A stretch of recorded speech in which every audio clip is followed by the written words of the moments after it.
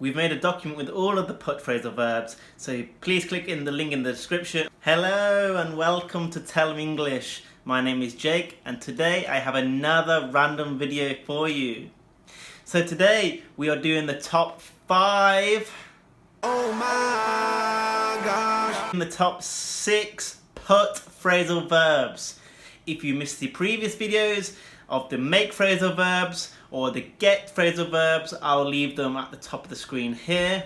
So number 1 now is to put up with.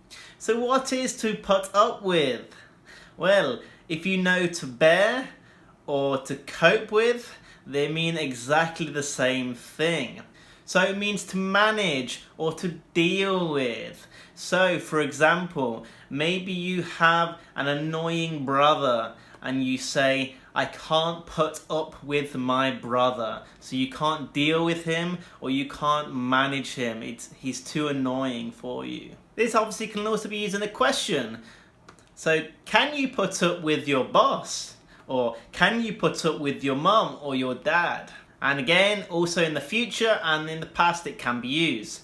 En español, eso es soportar o aguantar a alguien. Okay, number 2 is to put back. So put back actually means 2 things, but today we're just going to be doing one of the definitions and we'll put the other definition and all of the other definitions in our document in the description. Put back is simply to return something to its original place or where you got it from. So maybe in school you borrowed a book from the teacher and you borrowed it from the library in the teacher's section and the teacher says to you, please can you put the book back once you have finished? So please can you return the book to its original location once you have finished with it? And then you will say, yes, I will put the book back, or I will put back the book once I have finished. So you can use it in both. You can say put back something or put something back. So obviously this can also be used in the future and in the past and for questions for put back. Of course you have to remember put in the past tense in the participle form and also in the simple past form is still put. Or Andrés, did you put back my mobile phone I gave you? He could say, yes, I put back the mobile phone. Y para los que hablan español, put back is devolver. Okay, number 3 now is to put down. So what is to put down? Of course, like everything, put down has many definitions. This is why phrasal verbs are so difficult. Put down is to criticize or to humiliate someone. So maybe someone at work always says bad things to you. So they always say, why do you always do this work in this certain way? And it's every day they're saying the same thing to you.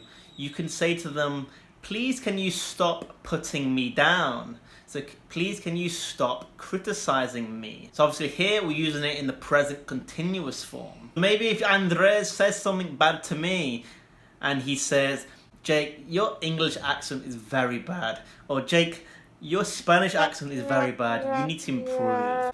I can say, oh my gosh. I could say, Andrés is putting me down. If he says this constantly and it's daily, it becomes now in the present form.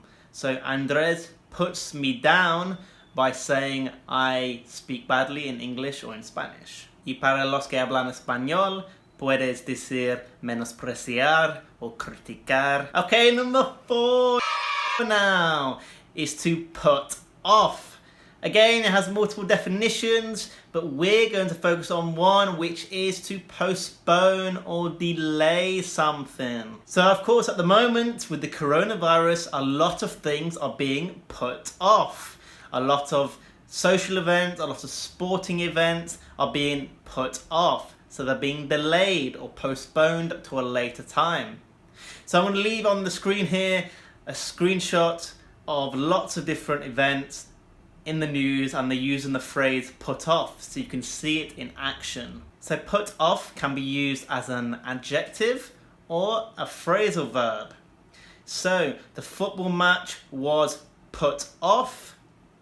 So the football match was delayed. Of course here it's an adjective. But of course the sentence we will put off all football matches is now saying we will delay, but delay as the verb. So put off as the verb. Y para los que hablan español, eso es posponer. Okay, number 5 now is to put on.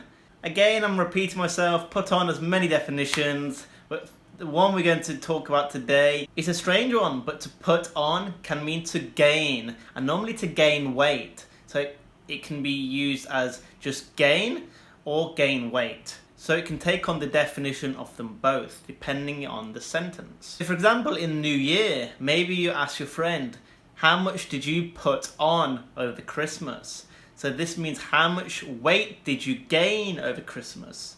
Or you can make it a little longer and you can say, did you put on much weight over Christmas? So they all mean the same, and all three are very flexible and changeable. Obviously this phrase is used in January an awful lot, but it's still used throughout the year too, when people gain weight and then talk about wanting to lose weight. And also it's used in the fitness industry too, when bodybuilders want to build more muscle. So they say, I need to put on 5 kilograms. And again, it's used in questions in the future and in the past, like all other put phrasal verbs. So maybe you say to your friend, oh, I feel fat, I think I've put on a lot of weight. Y para los que hablan español, puedes decir subir or subir peso. Okay, number 6 now is to put out. Again, many definitions, but for this one, put out means to publish. So maybe your favorite artist has published a new album, so they have put out a new album. Again, this is very common, and I'll put some overlays of some different articles of music and other common interests where you can see put on used as published. So again, it can be used for questions in the past, in the present, in the future. So maybe you can ask us, when will you put out a new YouTube video? So when will you publish a new YouTube video?